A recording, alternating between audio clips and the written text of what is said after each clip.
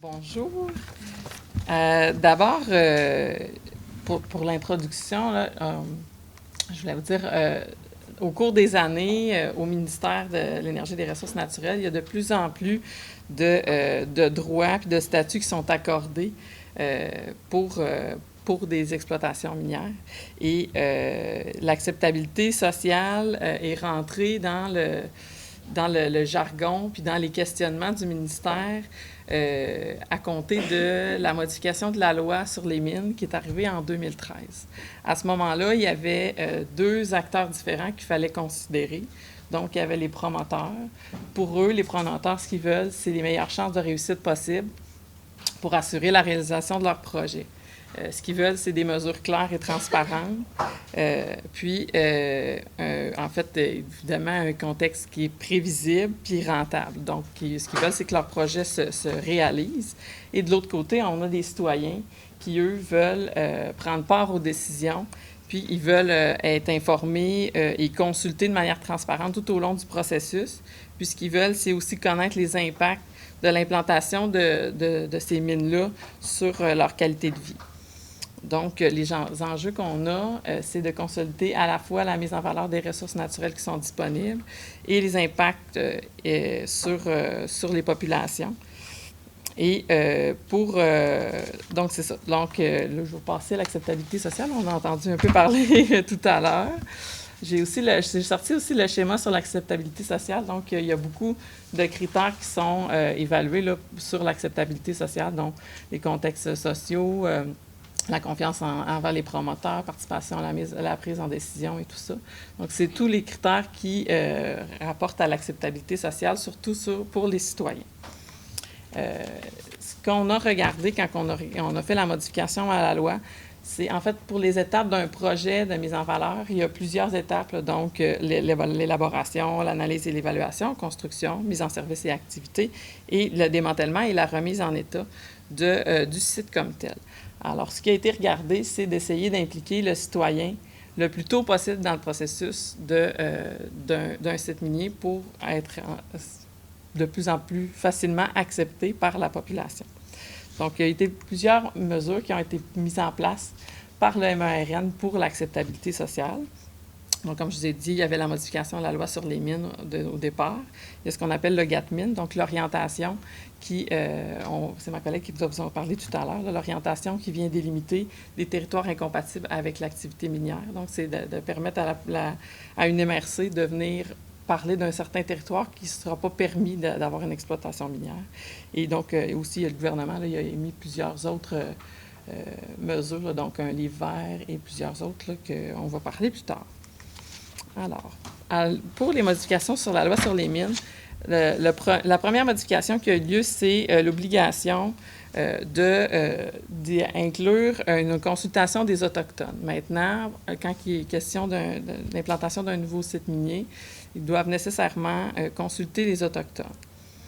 Il y a aussi l'obligation d'informer le propriétaire dans les 60 jours de l'obtention d'un claim. Donc, nécessairement, dès qu'on obtient un claim, si il y a un propriétaire du sol, ils doivent informer ce propriétaire-là qu'ils ont obtenu un claim.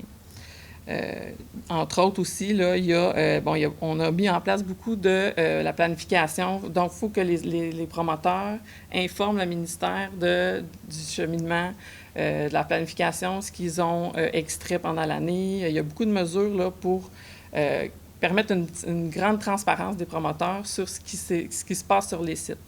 Donc, il y a beaucoup de législation qui a été faite à ce niveau-là. Il y a aussi il y a eu un débat là, à un moment donné sur l'uranium. Alors, on a prévu un article dans la loi qui demande aux promoteurs de déclarer aussitôt qu'il y a eu 0,1 du triuranium dans les 60 jours de la découverte. Donc, une grosse partie aussi, c'est d'ajouter un aspect sur le plan de réaménagement et de restauration. Maintenant, avant de commencer un projet minier, le promoteur doit avoir son plan de réaménagement et de restauration et son inscription et sa publication doit être faite avant même que le projet commence. Donc, c'est à partir de l'article 101 qu'on a instauré ça, là, la planification et le dépôt du plan de réaménagement. Il y a aussi là, la possibilité d'avoir une consultation publique pour certains tonnages là, de minerais. On veut aussi favoriser, en fait, maximiser les retombées économiques locales en territoire québécois. Donc, on essaie on a mis un pouvoir au ministre de pouvoir faire en sorte d'imposer qu'il y ait le plus possible de retombées économiques dans la région et même là, de peut-être prévoir là, que la transformation du minerai puisse se faire aussi en sol québécois. Un autre aussi, un ajout à la loi a été la nécessité, en fait, d'avoir un comité de suivi dès l'implantation d'un bail minier. Donc maintenant, il faut nécessairement, je vais vous en parler un peu plus tard, là, mais il faut nécessairement qu'il y ait un comité de suivi qui soit créé 30 jours après l'obtention d'un bail minier. Et donc il faut que nécessairement on limite aussi là, les exploitants à ce qu'il faut qu'il y ait, dès qu'il y a un bail minier, il faut qu'il y ait de l'exploitation minière réelle dans les 5 ans. Là, c'était de l'implantation de la loi. Donc, il y a beaucoup de mesures qu'on a ajoutées là, pour faire en sorte que le citoyen ait une plus grande transparence et que les promoteurs puissent faire en sorte que tout au long du cheminement, ils renseignent tout le monde pour permettre de voir à la population ce qui est fait là, par les sites miniers. Il y a aussi là, la possibilité là, au ministre là, de refuser là, un projet là, pour être d'intérêt public. On a toujours gardé ça. Et comme je vous disais tout à l'heure, par rapport au plan de restauration, on a aussi... je vais mettre un bon endroit, et voilà. On a parlé justement de pouvoir implanter le plan de restauration avant même de commencer le site. Et aussi, maintenant, ils doivent déposer une garantie financière couvrant la restauration de leur site. Donc, dès le début du site minier, on doit avoir au ministère une garantie financière couvrant l'ensemble de la restauration du site. Et tout au long du processus, là, nous, on reste vigilants puis on suit le projet pour s'assurer que la garantie financière qu'on a va couvrir l'ensemble de la restauration. Et à la fin là, de la restauration, le ministère émet un certificat de libération pour mentionner à l'entreprise là, qu'il a couvert là, toutes ses obligations de restauration.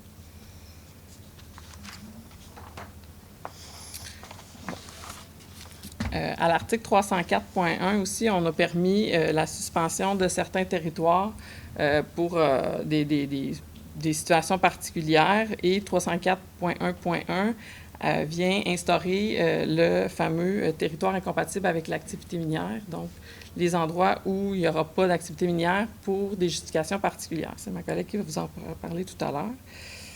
Et il y a aussi eu la modification là, de la loi sur l'aménagement et l'urbanisme qui prévoyait aussi là,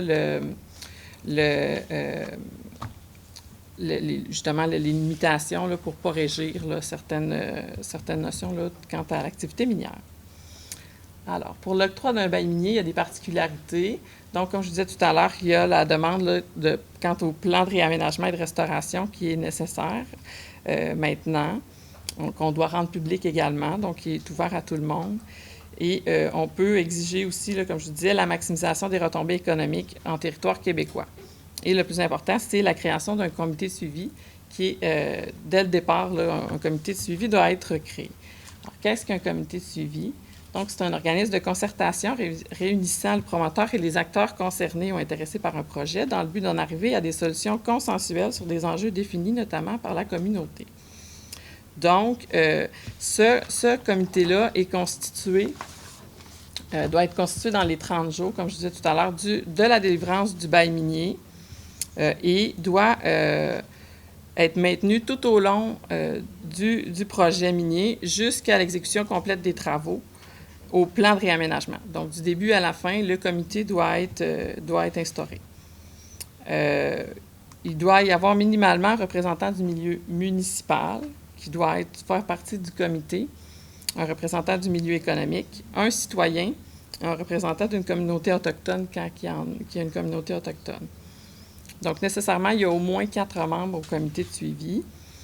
Ça doit être des membres majoritairement indépendants de l'exploitant. Et ils doivent tous provenir de la région où va se faire le projet minier.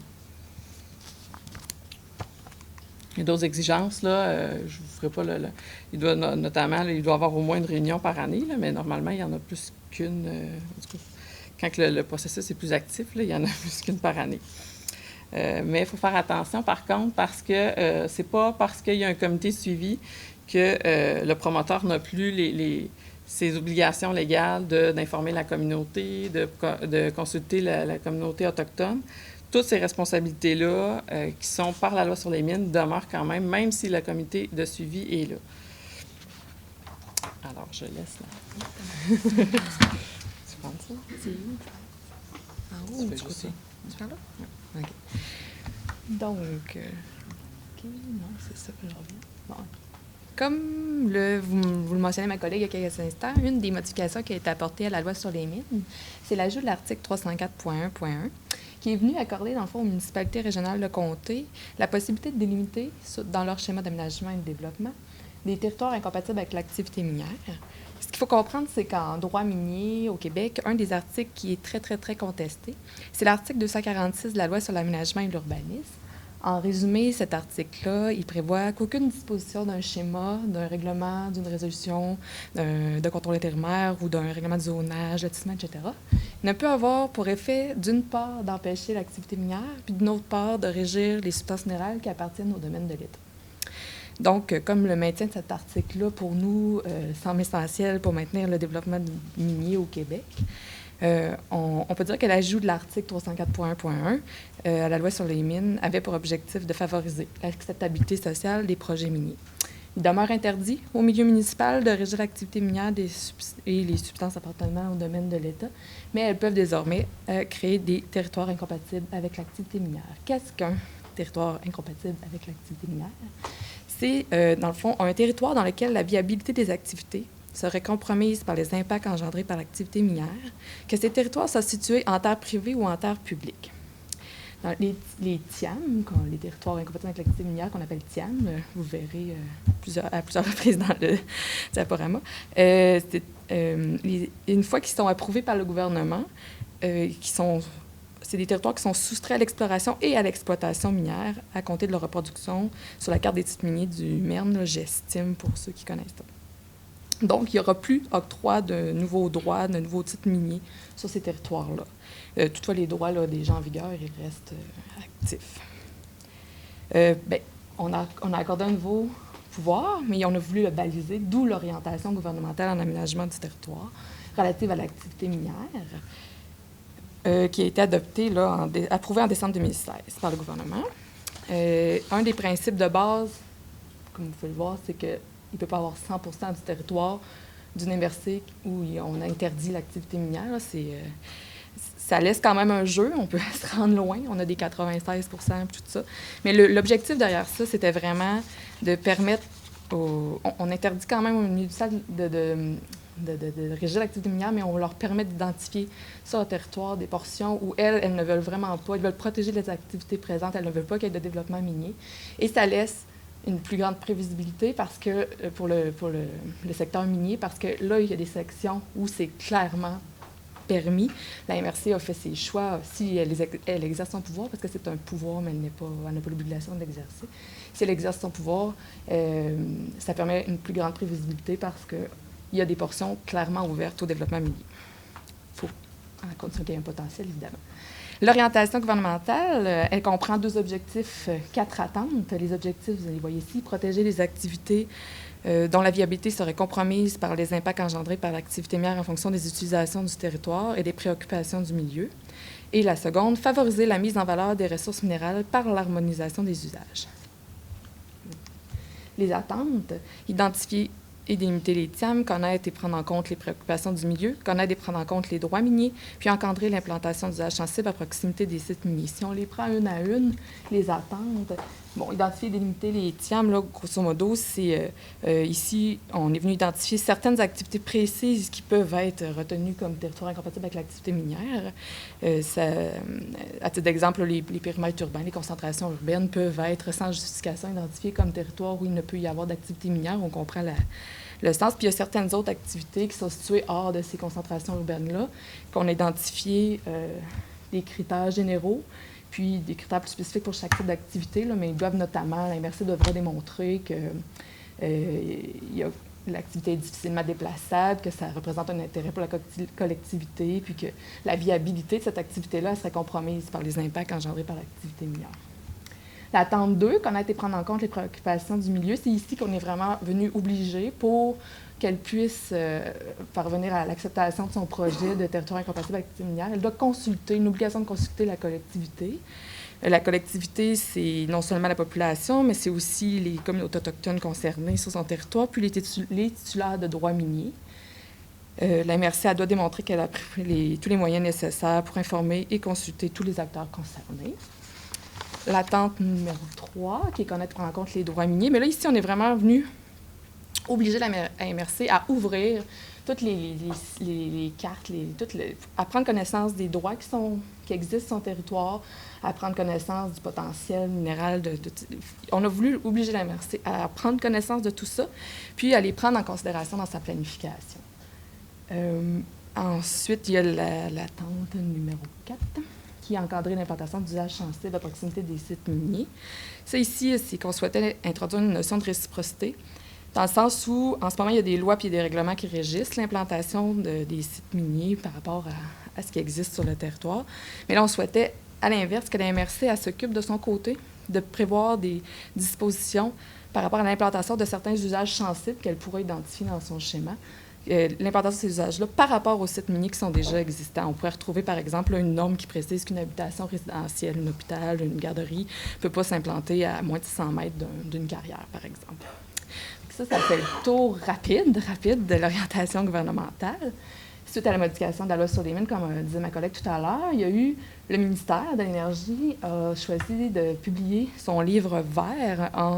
Il s'est lancé dans le grand chantier de l'acceptabilité sociale en novembre 2014, puis il a publié son livre vert en février 2016, le livre vert intitulé « Orientation du ministère de l'Énergie et des Ressources naturelles en matière d'acceptabilité sociale ».